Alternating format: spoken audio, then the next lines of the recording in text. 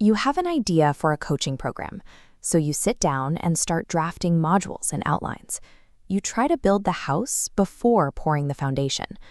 When you try to cover every possible angle of a broad topic right out of the gate, the sheer volume of information overwhelms your clients.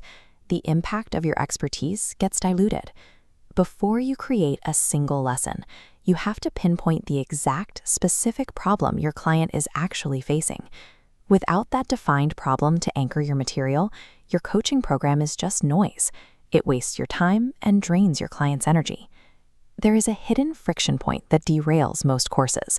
As a coach, your instinct is to teach exactly the way you prefer to learn. If you process concepts by talking them out, you will naturally build a program full of open-ended discussions. But if the client sitting across from you requires tactile, written worksheets to absorb information, that disconnect leaves them entirely behind. Every piece of teaching goes through a strict cycle of translation. You receive information, you process it, and you deliver it back out. If you fail to intentionally adapt that final delivery stage for the end user, the entire cycle breaks. Program building does not start with the client.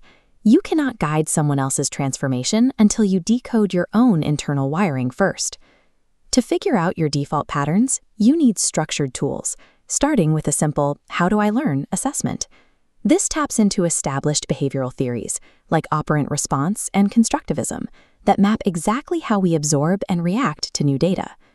We can look even deeper using Howard Gardner's theory of multiple intelligences, which breaks cognitive processing down into distinct categories.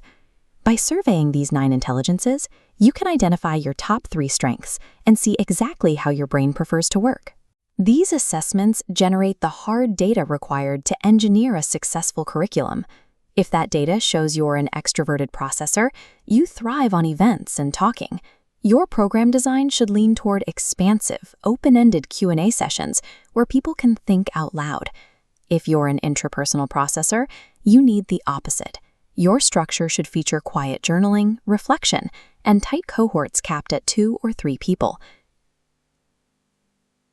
Forcing yourself into a delivery format that contradicts your natural learning style will exhaust you and ultimately alienate your ideal client. With your format in place, you have to build the internal structure. That requires answering 4 specific questions.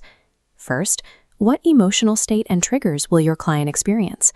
Second, how exactly will you cultivate a community around the work? Third, what tools do you need as the coach?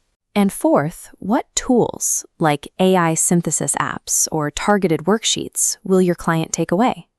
Now that your foundation is secure, you have to look at the finish line. Begin with the end in mind. You need to know the exact skills your client will understand, do, and be able to replicate by the very end of your timeline. And here is the reality of reaching that goal. You cannot expect to launch a brand new program and immediately sign up 100 people. Instead, you start strictly with one-on-one clients or a small beta group of 2 to 5 people to validate the content in the real world. Scaling to a massive one-to-many model is a privilege you earn only after the transformation works at the micro level. Coaching operates as a deliberate cycle of translation. You receive the data, process it through your unique intelligence, and deliberately structure the delivery to guarantee your client's success. To put this into practice, download the Build My Program workbook. Take the learning style quizzes and map out your 4 fundamental questions before day 2.